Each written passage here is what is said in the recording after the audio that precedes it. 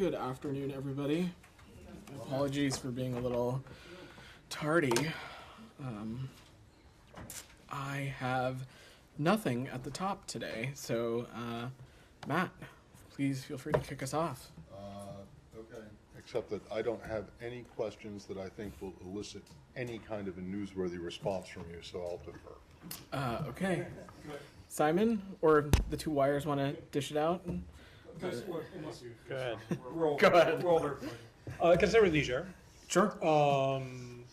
The military rulers have said that they're going to try former President Bazoum. Do you have any reaction to that? And do you have any update on further contact from this building with President Bazoum? Sure, Sean. So first, let me just say we are incredibly dismayed by the reports that President Bazoum's unjust detention has gone an even step further, and now that the CNSP is threatening prosecution. This action is completely unwarranted and unjustified, and candidly, it will not contribute to a peaceful resolution of this crisis. It is a further affront, in our opinion, to democracy and justice and to the respect of the rule of law.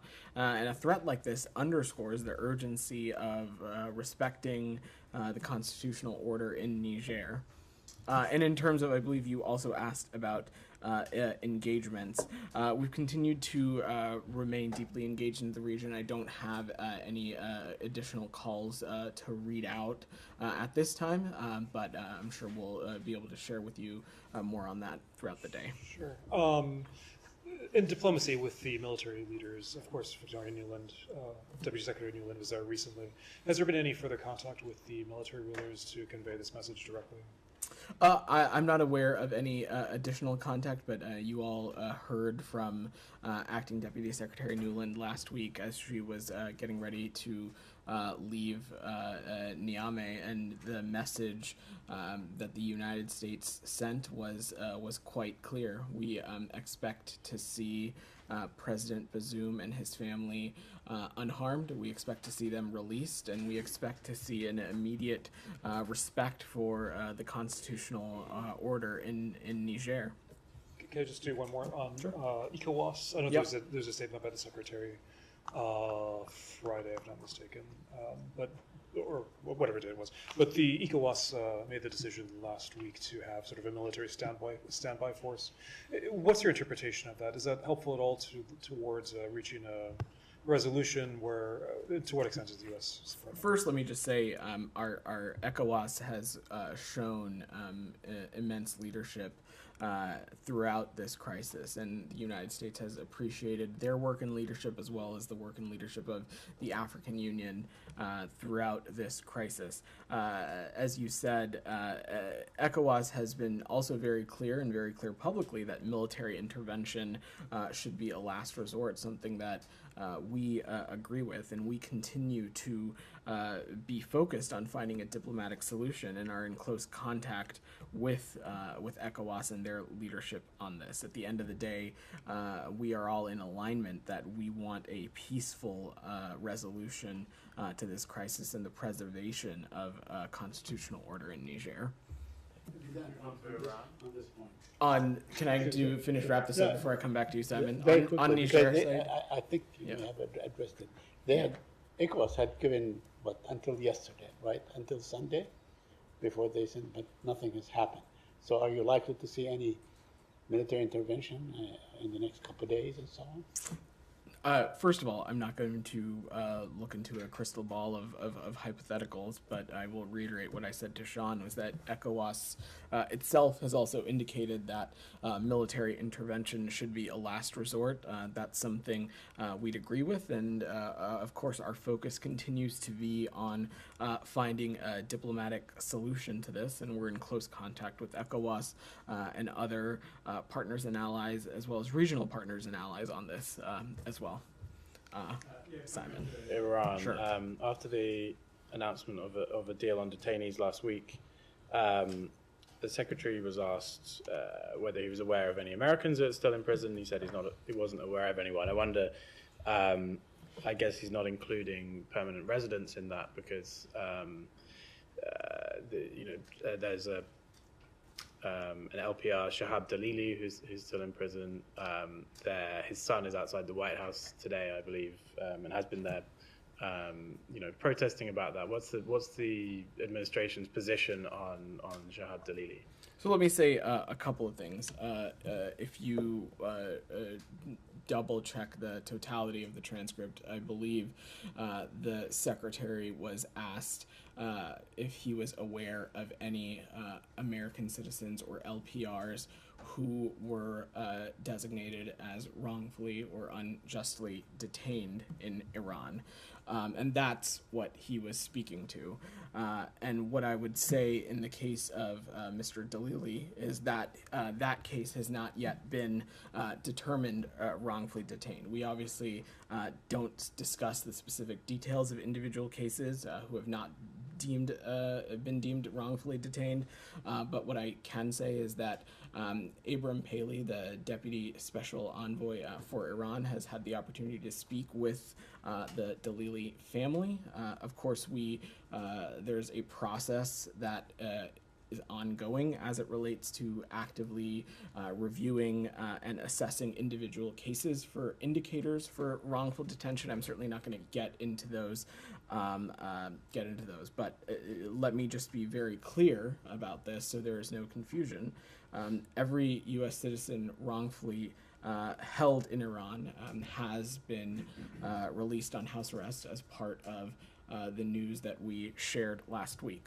When was that conversation with the family? I don't have a specific timeline. Is it today or not? You're talking about... I'm happy to check on a specific date. I just know that they've had the chance to speak. It was recently, but I don't have a specific timeline. Sure. And just to follow up on the deal in general, I wonder what's the thinking behind this staggered approach, where these people have been released into house arrest.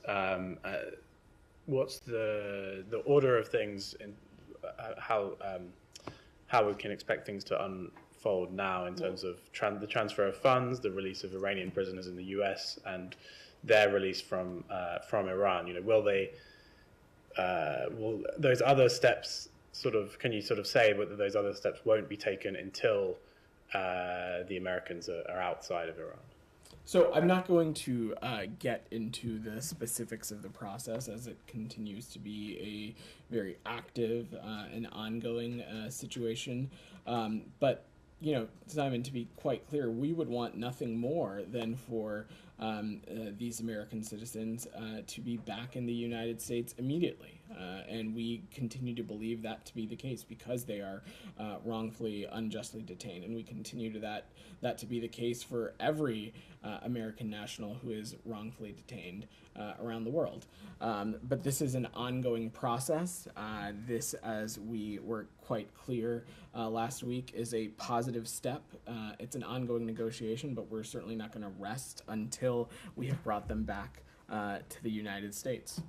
Jenny, go ahead. I will get to everybody on this. I know there's a lot of interest on this topic. Jenny. Dalili, was the conversation with Abram Paley the first time anyone from the State Department had spoken with his family, and was there ever any indication that he would be included as part of this deal, given that he is a... I'm just not going to speak to the specifics of some of these private discussions, especially as these are conversations that are ongoing and cases that are still active. And then more broadly, has anyone from this building spoken with the 5 who are on house arrest since the Secretary's remarks last week? How frequent is that? The department had the opportunity to speak with these 5 individuals the day that they were moved to house arrest. Our engagement with them, as well as the families, continues. We've also been in touch with these individuals' families members. I'm not going to read out specific conversations, but our engagement in this continues and will continue to be robust, and we'll make sure to share with you all as we have more. Can you give us a sense of how frequent it has been? Has it been daily, every couple of days? I'm not gonna offer an exact cadence, just because these are active and ongoing negotiations, and for security reasons. Geeta, go ahead. Thank you. Does the Robert Levinson Hostage Recovery and Hostage Taking Accountability Act apply to Dalili? Applied to So I'm not going to speak about specific cases, Geeta. I think, again, the important thing to remember is that in cases that have not been deemed wrongfully detained, we regularly and actively review individual cases for indications and indicators of possible wrongful detention. I'm not going to get into that process. And not just Iran, in countries around the world, that is, those assessments and reviews are happening. And so I just am not going to get into further specifics. The act itself, okay, one aspect is wrongfully detained persons. The other is, it says United States nationals. If somebody's not a citizen, it wouldn't. If the person is a permanent resident, it wouldn't apply to that person. Geeta, you have seen us in a number of cases before. Well, not a number, but I can think of one in which someone has been an American, not an American citizen, an LPR, and they have been deemed wrongfully detained. The most recent case that I can think of is the successfully resolved case of Paul Rusesabagina. That was a roundabout way of answering your question. No, that is not necessarily a requirement. But again, I'm just not going to get into specifics as these are active and ongoing processes. Nadia, Question, you had Badan, please. Let me go to Nadia. You've gotten two already. Go ahead, Thank Nadia. you. So Mr. Dalili has been arrested for 7 years. So why is taking 7 years to determine whether he's wrongfully detained or not? And what does it mean that if you cannot put him in this category, does that mean that the Iranian has the right to detain him? Nadia, I'm not going to speak about the specifics of his detention or his case. That is not something we do, and certainly not from up here. So I'm just not going to get into the specifics on that. What I will just reiterate again, which I've said a couple of times now, is that in cases where a determination of wrongful detention has not been made, we regularly and actively review those individual cases for indicators of possible wrongful detention. I'm just not going to speak specifically about individual cases. Why he's not These being- are active, sensitive processes, and I'm just not going to speak to them up here from the podium. Just follow up on this. Go ahead, Alex. Thanks, madam. Happy Monday. A couple of questions on that. When you say there's a process that's going on, Is it fair for us to expect that the deal is not done yet? You still can squeeze in new names. Alex, I would not. What I would just say is that this is an active process and an active negotiation. It is indicative of these 5 individuals who were moved to house arrest last week. I'm not going to speak about it further as it continues to be an active and ongoing process. And I will just leave it at that. I know you don't want to talk about cases, but I want to bring another name to the table. Jamshid Sharmat, U.S. resident for more than 20 years, has been almost killed in L.A. and then got kidnapped in 2020. Are you considering his name as a potential hostage that needs to be released? So Mr. Sharmat is a German citizen, and we'll leave it to our partners in Germany to speak to his situation. What I can say is that the Iranian regime's treatment of Mr. Sharmat has been reprehensible. He has been sentenced to death after a legal proceeding that has been widely criticized as a sham trial, and we condemn this kind of treatment in the strongest of terms. My last question would deal more broadly. You know, you spent a month, certainly since last September, in this podium, trying to explain to us how dangerous this mullah regime is, not only for the Iranian people, for American citizens, for the region. We talked about Azerbaijan-Iran relationship, Ukraine. My question is, do you think the mullah regime with $6 additional billion in hand, with B, is less dangerous today than it was yesterday? Well, Alex, I kind of reject the premise of your question. And let me say this in a couple of ways. First, as I said to Simon, negotiations and this process is ongoing. Secondly, and you saw the Secretary speak to this a little bit last week on Thursday, any of this public reporting and discussions about money is money that is held in South Korea, which is Iranian money. It's Iran's money. And allowing Iran to use such funds for humanitarian purposes is consistent with longstanding U.S. policy to ensure that our sanctions do not prevent humanitarian goods and services from flowing to ordinary people, no matter how objectionable or problematic their government is. Let's also take a step back to remember, Alex, that the reason these funds are in South Korea in the first place is because the previous administration allowed several countries to continue purchasing oil from Iran and to place those funds in special accounts. These funds have been available to Iran to use for humanitarian transactions like food and medicine since the previous administration.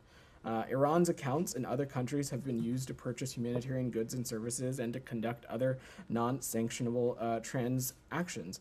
And this money, as we continue to move along the process and have these negotiations and discussions, any kinds of funds that move will be subject to the same rigorous restrictions once it moves out of South Korea.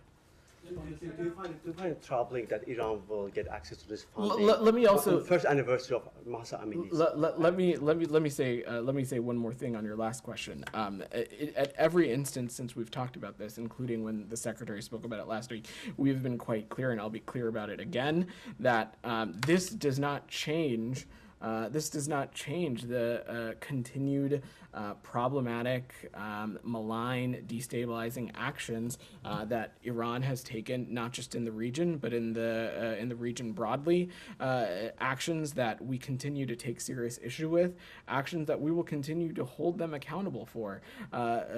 Many of which you just said, they're egregious human rights violations. Their continued support for the Russian war machine by the provision of drones to be used in Kyiv. All of these things the United States will continue to hold the Iranian regime accountable for. What this is about, ultimately, though, Alex, is about bringing American citizens home. And we hope that a process has started last week, and we hope that at the end of this process, these 5 American citizens will be able to come back to the United States, and that's what we're going to continue to work for. Anything else on this before I move on? Yes. Okay. Jani, you've had your hand up. This U.S. lifted Iran's frozen fund in South Korea for release of the detainee in Iran. The U.S. Congress is concerned that Iran will use this money for terrorism. What is the State Department position on this? I think I just answered your question in answering Alex, so I will just, let me be very plain and simple. The use of funds like these for humanitarian purposes, for food, aid, things like that, has always been applicable and allowed under U.S. sanctions. As it relates to Iranian destabilizing activities in the region, their funding of terrorism, their provision of drones to the Russian Federation, their crackdown on human rights, all of those things, countering them is something that the United States is going to continue to pursue.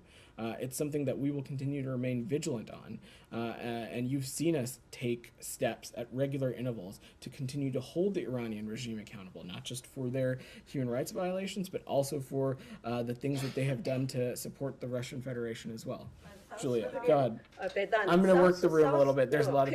South Korea is worried about the exchange rate, current exchange rate. Do you want to send this fund immediately or just a little bit by?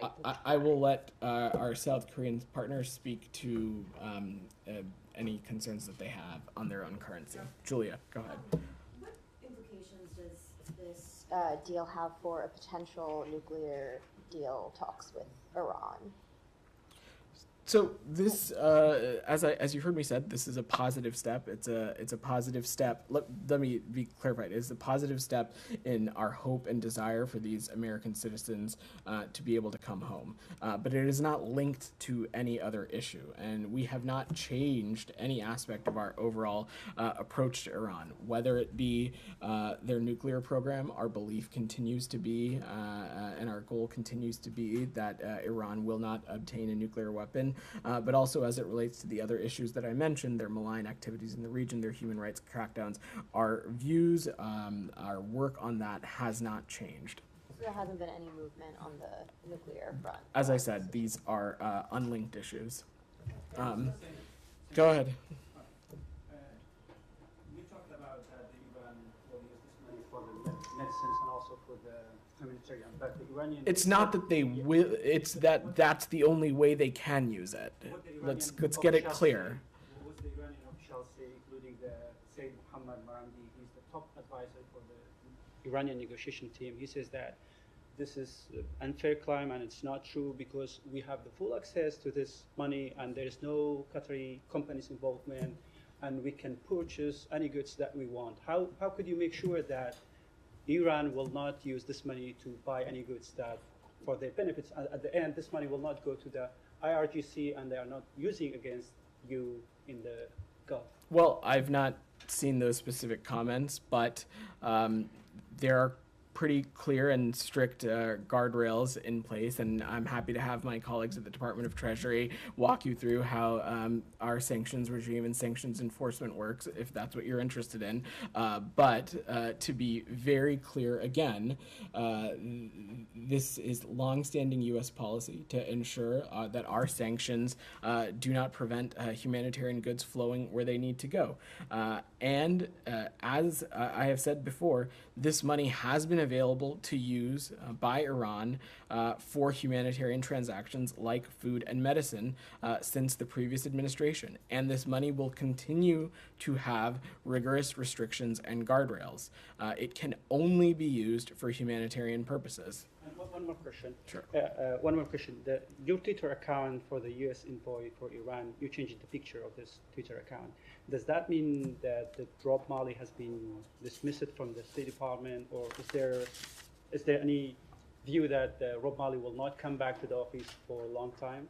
I have no specifics to offer other than what you've heard me and my colleagues say previously, which is that Rob Malley is on leave. Abram Paley is leading the department's work in this area, and I will lead it at that. So, you've gotten two already? Saeed, go ahead. Saeed, go ahead. Go ahead. The point, when we're working on Iran stuff, the point is to not switch to other topics. I will come back to you if there is time. Saeed has had his hand up. Go ahead. Thank you. Everybody, if you're going to call on people, if you're going to start shouting, I'm just going to end the briefing. We're going to raise your hands, and I will call on you. I'm going to change go topics. ahead. I'm going to change Well, topics. before you change topics, is there anything else on Iran? No. Gita, go ahead. You said there were guardrails or are guardrails for Iran not to use the money for any other purposes than that intended.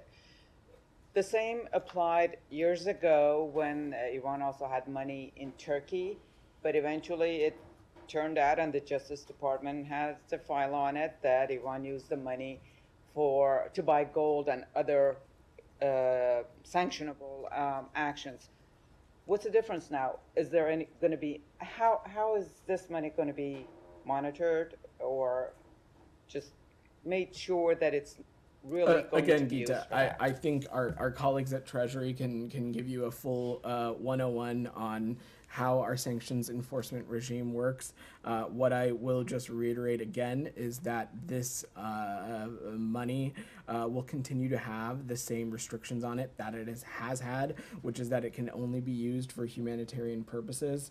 And I will just leave it at that. This is something that has existed even before our administration and the administration prior, when these kinds of accounts were set up, and they had the same kind of guardrails on them. Okay, Saeed, go ahead. The Israeli police downgraded the homicide charges in a settler case, which you designated as a terrorist, as a matter of fact, and you lauded the fact that he was arrested, a fellow by the name of Yahil Ndort, who killed a Palestinian in cold blood, obviously, Qusay Matan. I wonder if you have any reaction to this, since you designated the person and the act as a terrorist act. So we have been clear that accountability and justice should be pursued with equal rigor in all cases of violent extremism, whoever the perpetrators. And we expect the Israeli government to ensure full accountability for those responsible for such attacks, including appropriate legal action and appropriate restitution for lost homes and property. On this specific case, Saeed, I will just let the local and appropriate law enforcement entities speak to whatever updates there might be. In this case, we have made our views in this circumstance quite clear. Yeah, but you know, when you term something, when you designate someone as a terrorist, you expect that, you know, the full weight of the law should be brought up against them. You are disappointed. Aren't you disappointed that he was let go? We've been clear that accountability and justice should be pursued with equal rigor in all cases. And one more question. The former IDF commander, Amram Levine, called what goes on in the West Bank by Israelis not only apartheid, but, you know, harkens back to Nazi Germany. It was written in the Jerusalem Post. Are you aware of that report? Do you have any comment on such a report? This guy was virtually the ruler of the West Bank. I will refer to General Levin to address his comments.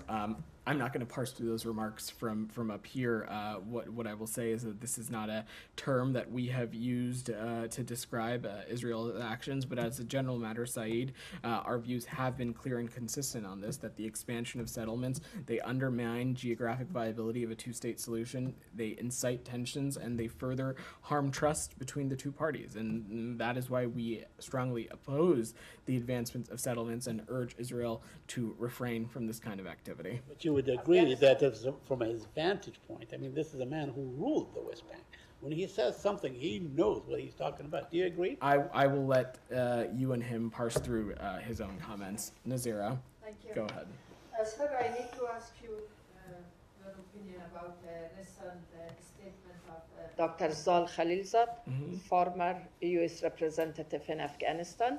Recently, he encouraged Afghan politicians to go back to Afghanistan and make a unity government or negotiate with the Taliban. Some politicians is happy, some is unhappy. And also he said that United States is not anymore committed to send you guys to Afghanistan or help you to go to Afghanistan. This is the only way that go and negotiate with the Taliban to make a unity government. People's reaction was very negative. Just I would like to ask you this, Zal Khalilzad talk as an official member of the U.S. or just this is personal He does not. He does not speak on behalf of the U.S. State Department or the U.S. government. He is a private citizen, so I will let you parse through his comments with him as you so will. What I will say is that the U.S. ultimately wants to see an Afghanistan that is at peace with itself, peace with its neighbors, able to stand on its own 2 feet, and our policy towards Afghanistan centers around this goal. Supporting the Afghan people, including by helping addressing Afghanistan's ongoing humanitarian and economic crises, is an urgent priority for us. The U.S. remains the single largest provider of humanitarian assistance to Afghanistan, and we have provided more than $1.9 billion in life-saving assistance to the Afghan people since August of 2021. Go ahead. Last week, the U.S. organization of CPT announced that this year alone, Turkey bombarded Kurdistan region's territories 82 times, and Turkey does the same to north of Syria. So, and tens of civilians have died so far. So, does the United States have a green light to Turkey and to this kind of attacks? No, we do not. We do not green light or otherwise provide permission for Turkish operations. Our view on this, and you've heard me speak about this a little bit before, is it's crucial for all sides to maintain and respect ceasefires. Our position has not changed. We continue to support the maintenance of the current ceasefire, and it is crucial for all sides to maintain and respect this to enhance stability in Syria and work towards a political solution in the conflict. We continue to remain concerned about violence in northern Syria and the potential impact that this violence can have on civilian populations, as well as the work that has been done thus far to ensure the lasting defeat of ISIS, and we continue to seek to ensure safety for U.S. and de-ISIS coalition forces. And one more question. Okay. There are some concerns among Iraqi political parties that the U.S. ambassador to Iraq, Alina Romanowski, they say like she is intervening in the country's affairs. What's your comment on this? So in every country around the world, the job of the U.S. ambassador and embassy is to meet with, establish, and maintain a working relationship with the government and discuss how we can work together. And that continues to be the case in Iraq as well. DR, go ahead. Yes. Recently, the drone attacks have been visiting Kurdistan region. Iraq, and you may be aware in the last 3 days, 3 drone attacks occurred in a row and in the main roads between 2 cities. Even civilians were killed. What's your reaction to that? Are you condemning these attacks, especially the one that targeting civilians in Iraqi Kurdistan? We have urged the government of Turkey to coordinate more closely with Iraqi and ICAR authorities on some of these cross-border military operations so that we can, again, as I said, ensure the protection of civilians from harm. We recognize the security threat the PKK may pose to Turkey inside its borders, and we urge the Turkish government to respect Iraqi sovereignty and to coordinate its military operations with relevant authorities also. Do you condemn these attacks that targeting civilians? As I said, we've urged the government of Turkey to coordinate with the government of Iraq and the IKR on these cross-border operations. Go ahead. Thank you so much. Yeah. Last week, minutes before she was meeting with Secretary Blinken, the Foreign Minister of Mexico said and criticized actually the delivery of weapons to Ukraine. She was saying that the conflict was getting worse and worse because of these deliveries. Did the Secretary address this issue with the Foreign Minister of Mexico, and in general, you agree with her position? I'm not going to get into the specifics of the bilateral engagement beyond what both the Secretary and the Foreign Minister spoke about in the press conference. You heard them talk quite a bit about the number of issues we discussed with our Mexican partners, addressing synthetic drugs, migration, other important bilateral issues. So I will just leave it at that. On the subject of Ukraine, it is a sovereign decision for countries to take on the kinds of aid and assistance that they provide. What I can speak about is the United States, is that we have, including to the tune of $200 million announced today, have further made a commitment to our Ukrainian partners so that they can continue defending themselves, defending their territorial integrity and democracy. You had your hand up in the back? No? Oh, okay, go ahead, Alex. And then I'll come to you, Nadia. On Gershkovich Evans' situation, as I understand this, the ambassador met today with him. Is there anything new you have learned about his situation and where you guys stand in terms of getting him out of jail? So Ambassador Tracy visited Evan Gershkovich on today at Leforto prison in Moscow. Ambassador Tracy said that Evan appears in good health and remains strong despite his very challenging circumstances. Embassy officials will continue to provide all appropriate support to Evan and his family, and we expect Russian authorities to provide continued consular access. Once again, we call on the Russian Federation to immediately release Evan Gershkovich, as well as fellow wrongfully detained U.S. citizen Paul Whelan as well. My final question on Russia-Ukraine. Do you have any comment on Russian actions in Black Sea, given what happened over the weekend when they targeted Shukri-Okan vessel? So, Alex, Russia has publicly announced that all ships proceeding to Ukrainian ports in Black Sea waters will be considered as potential carriers of military cargo. This is an in our view, an unacceptable escalation that again demonstrates Moscow's responsibility for grain not reaching the places where it needs to go. Since Russia's termination of its participation in the Black Sea Grain Initiative, Ukraine's Ministry of Foreign Affairs has reported that Russia has attacked 26 port infrastructure facilities and destroyed over 220,000 tons of grain. We're continuing to monitor this situation carefully, and we of course are concerned that Russia's military may expand their targeting of Ukrainian grain facilities to include attacks against civilian ships in the Black Sea. The other thing, Alex, that's important to remember is that Russia should rejoin the Black Sea Grain Initiative immediately. It is something that we know works. It worked to the tune of more than 32 million tons of grain. And it was instrumental in stabilizing global prices, as well as a key factor in ensuring that grain gets to the places it needs to go. Nadia. On Yemen, can you brief us on Mr. Linder King's trip to the Gulf and Some new opportunities have been opened since you talked about sustaining the ceasefire and maybe pushing forward for the political process by the UN. Do you think that the prisoners' deal has anything to do with it? That maybe Iran is putting pressure on the Houthis to come to negotiation? So I don't have any updates at the moment on Special Envoy Linder King's travels. I'm happy to check back, and we can make sure the team fills you in. What I can say is that, Nadia, someone who's covered this for some time, this is something that we are going to continue to remain deeply engaged on in terms of playing a role in getting to a peaceful resolution, but we'll see if there's more specific updates for you. Sean? Could I go to Taiwan? Sure. Taiwan and China. Yeah, and I think after that we'll probably need to wrap, but go ahead. Sure, I can probably predict your response. But the China said that it's going to take strong countermeasures over the vice president's stopover here on his way to Paraguay. Do you have anything to say about the nature of the vice president's visit here, or about any U.S. interactions or any direct response to what China said? So first, what I would say is that there is no reason to over-torque this transit into anything escalatory.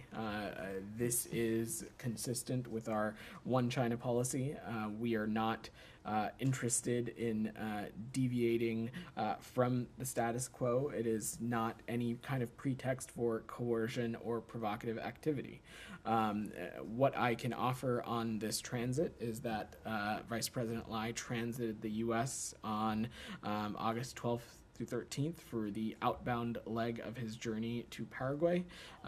He will transit San Francisco on his on the return leg. Such transits are routine, and given the distances involved, and they are common. There have been 10 vice presidential transits in the last 20 years. All have occurred without incident. This transit by VP Lai is the 11th transit, and it is his second. He's previously transited in 2021. I'm going to do Julia one more, and then we're going to wrap. Go ahead. Thank you so much. The Human Rights Watch is calling on the international community to intervene faster in Haiti, given the escalating violence there. What is the status of the U.S. introducing a Security Council resolution for the Kenyan-led police force, and do you think that the UN is moving too slowly on this issue? So let me say a couple things about this. The Department of State and interagency partners will support and participate in the Kenyan technical assessment trip in Haiti that will be going soon, as well as participate in consultations in New York and Washington in the coming weeks. Due to operational security and other concerns, I'm not going to put a finite date on when that visit will take place, but we will be deeply engaged in this. And the Secretary spoke about this a little last week, saying that the U.S. is going to undertake significant financial contributions to this multinational force. We are actively engaging international partners to contribute funding, equipment, training, and personnel to this effort as well. And our hope is that after this assessment trip concludes, will be another important step in the progress. How quickly of a timeline would it be once the trip happens? I'm just not going to put a timeline on it. All right. Thanks, everybody. Thank you.